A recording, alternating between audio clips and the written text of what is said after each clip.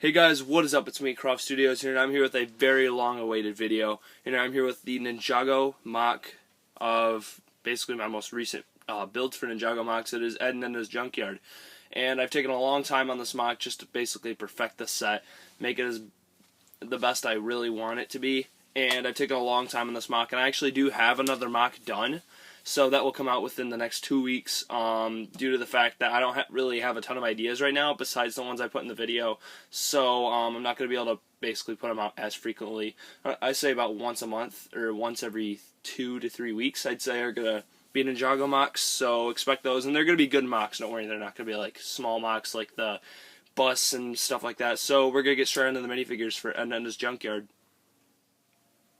Here are the minifigures I included, such as Edna, obviously. She would be in the Junkyard, obviously, since it's Edna's Junkyard.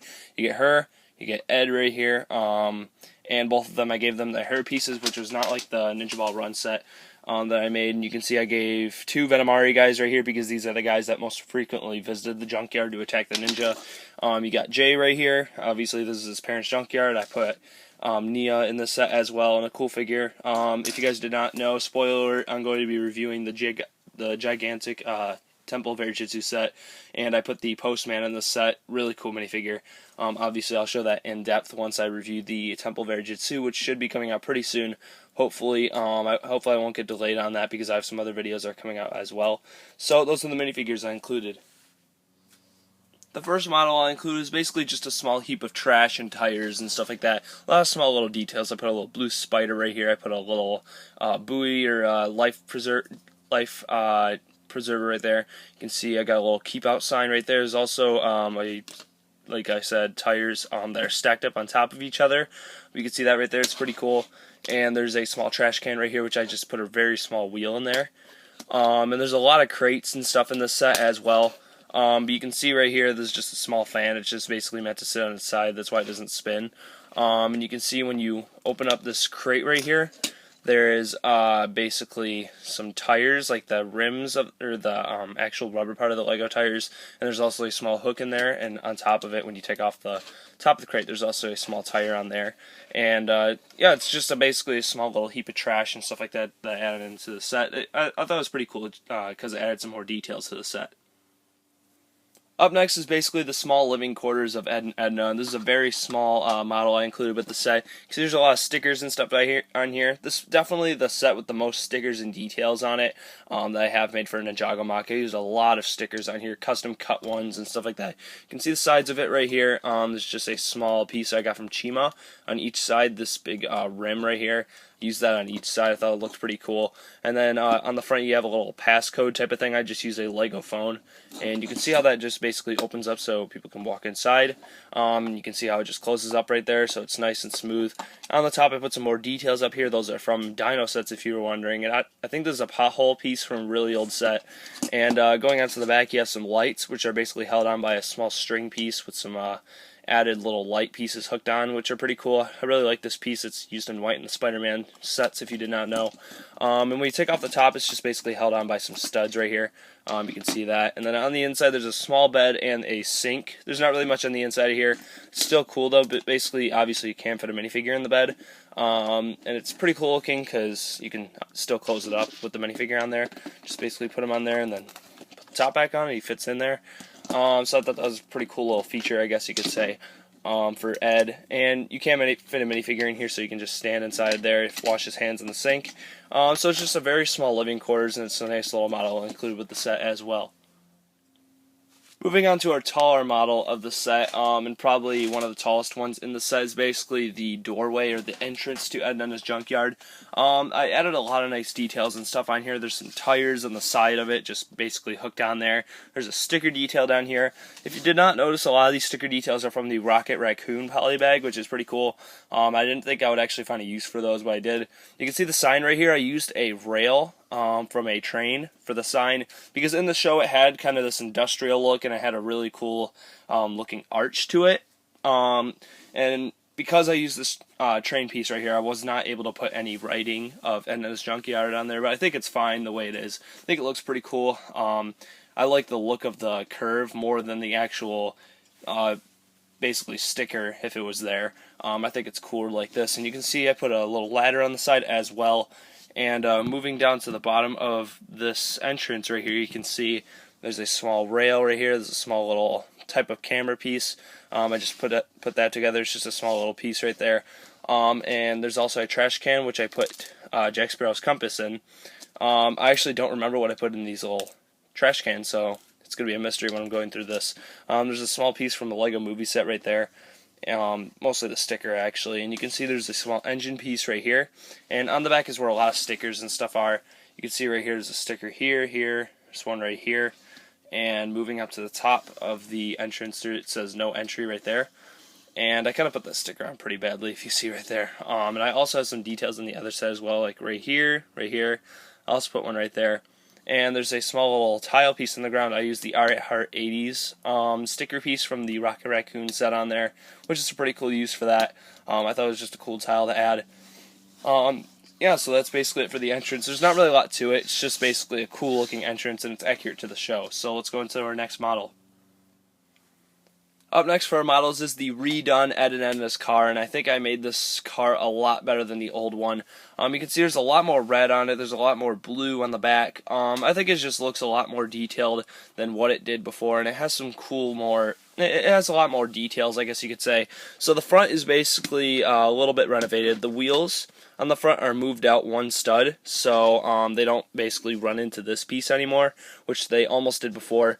And also I made it so the lights are hooked on better, so they're actually held on like this. You can see it's a really good sturdy build right there, so you can see it's hooked on a lot better now. So you can take a look at the details up there on the front of the headlights and stuff like they showed in the TV show. There's a lot of lights on this thing, and on the front there's just some gray details. I moved the windows up a little bit as well, and I put some more details inside of there, like controls and stuff like that, which it didn't have before. These pieces were recently added too. I don't really know what they are, but they were in the show. But they're cool details, and I really like this piece right here. I do not know what this piece is called. Tell me if you guys know. It's a really cool piece, so I only have 2 of them, and I think that was a pretty good use of them right here, using them as these details that are from the show. And obviously the seating is pretty much the same on the inside. And moving on to the back, the engine piece is changed. Basically, you can spin this just for a little playability, I guess. I decided to add that. It's actually a big bionicle piece, or like a big type of cannon gun where you shoot those ball pieces out of. It's pretty cool looking, and I added a little bit more detail right here as well. Going across, there's some translucent orange pieces in there for engine detail. And moving on to the side, these wheels don't really have anything different. The back is pretty much unchanged except for this big engine piece, which I added to the inside. And also these slope pieces were added onto the back, and this holds the engine in. So basically you can pull it out if you take this off, but there's not really any point to that. You can see this just connects on. So you can see all the wheels move now, which it did not do before on hard surfaces, which I fixed, so everything's leveled out. It's a lot better now. I think it's definitely a more improved and then this car. There's also the lights down here, I think, are a little different than the old ones. So I think I did a pretty good job on this, basically making it accurate, obviously, and also changing it to its renovated version, and I think I made it a lot better than the old one. Another small detail I wanted to add is that this car can fit through the gate right here. You can see I just drove it through right there. Now moving on to the last area in the set, which is basically the more junkyardy area, which is basically Ed's working station. So it has a lot of tools and stuff in this area. So one of the small features you can do right here is basically you can just disconnect this right here. So you can disconnect the crane if you want to. It doesn't really connect onto any other parts of it, but I just thought it would be a cool disconnecting thing. So you can move it to other spots. You could put it right here. You could put it behind it or anything you want to. But it does only connect to this spot in the set. I didn't really think it was needed to be connected anywhere else. I just want it to be kind of an addable thing if you wanted to take it off and just use this area or just use this area. So we're going to take a look at the crane first. So basically this is the crane right here, and it has 2 small crates that it comes with it, and each of them have a small type of symbol or sticker that I put on the side of it saying warning, or it has a little type of symbol showing a warning, which is pretty cool. So in this crate right here, I just put a lot of miscellaneous pieces like a keyboard. I put this Ninjago piece in there, so that's pretty cool right there. And in this one, I put Edna and his helmets, which were used in the Ninjago run set that I made, but you can also keep them in here so you can use them on your minifigures when you're driving it. And I like those arrow pieces I put on it. Those are pretty old pieces. I really think those are cool. Those are printed, if you did not know. So moving on to the crane, it's actually a pretty good build. I'm actually pretty happy with how this turned out. Really the only problem with it, I think, is this, because you actually have to hold this or else the crate will fall. That's the only flaw about it, because I took this piece out from like one of those pieces you're not supposed to take it out from. But I think it's a pretty good crane, obviously. Just lower this and then pick it up, obviously. Put the little hook inside of the crate, basically like that, and then you can lift it up if it doesn't disconnect from the actual crate, obviously, but you can see how that works right there. It's a pretty cool crane, actually. Moving on to the side, you can see there's some sticker details.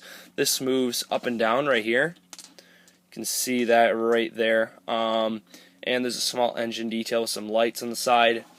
On the bottom area of the crane, you can see there's a small bear sign, which is probably just thrown in the junkyard by some garbage man or something. It was just some small details I added. I put that really cool compass piece in there. I'm pretty sure it's a working compass from Lego, which is pretty cool. And I just put a small crate right here with some playing cards on the inside there, which I used in the Assassinator set, which is really cool. And another detail I added on the side here, which is basically another trash can with a small piece from the Agent sets, which is a really cool piece right there. Obviously, there's just a lot of details on this model, like I said. There's that archaeologist piece. I put that right there as well. I thought that was a cool piece as well to add along with this. And obviously, the crane can turn 360. And on the side here, I just put this little line detail. It's actually a really old piece, too. So in order to take the top of the crane off, you can see there's some details up there, as well as some lights. In order to take that off, you just basically disconnect it like that. Then you can fit Ed inside of there, which is pretty cool. You can see, just put him on that yellow seat right there, and he does fit inside, nice and snug. Just put it back on, and then you can see him on the inside working on the crane. He can pick stuff up. So it's a cool little workshop area for him to work on stuff. There's a small sticker on the side there as well. So I think it's just a small detail I wanted to add, and it's a cool playability feature, obviously, if this was a set. So yeah, that's basically it for the crane. Moving on to basically the last main area of the set, which is basically Ed's tool shop area, workbench, I guess you could say. And there's a telephone wire right here, which I thought was a cool detail. I use these pirate ship pieces to make the telephone poles. You can see how you can stretch it out, move it anywhere you want to. I'll move on to that detail a little bit later, but I want to show you guys Ed's workshop first right here, which has a lot of cool details on the inside of it. Taking a look at it right here, you can see the top of it already has a lot of details. It's from a Chima set, if you did not know. It's chrome. There's some more pieces up here. This is from the Rocket Raccoon one. This is from a Ninjago set, I think, too, a Ninjago set. You can see there's just a lot of details up here. I put these ladder pieces up here for some more detail as well. And the stickers are on this big gray piece right here, this big gray flat tile. And basically you can lift it up and down, but basically the main feature that you can just basically lift it off. You can see how it's connected on there. It's not the biggest model, but it definitely gets the job done. On the inside you have a lot of details. You get this crate right here, or this barrel, which has some binoculars in it. Nice little detail there. I put a clock on the wall so you can see what he's doing, see what time it is. I put a lot of tools like a jackhammer. I put a wrench on there. I put a shovel on the wall.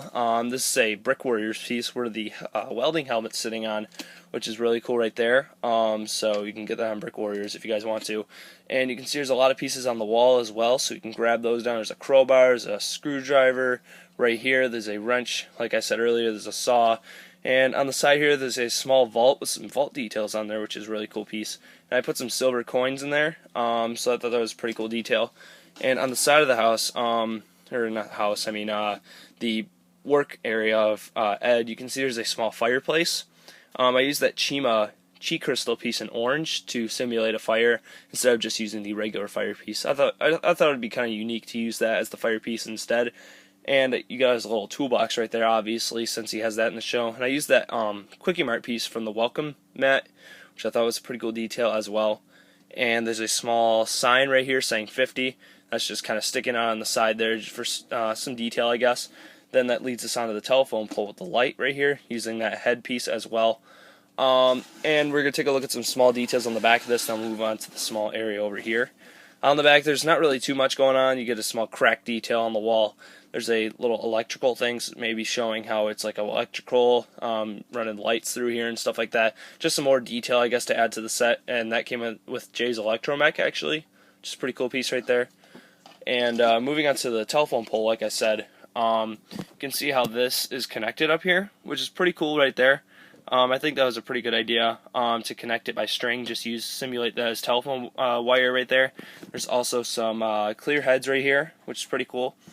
And working our way back down to this area, which is our last area of the model of the set. You can see there's some cones in orange right there. There's a small mini statue in there. Get some more tires right there, some more details. There's another engine right there.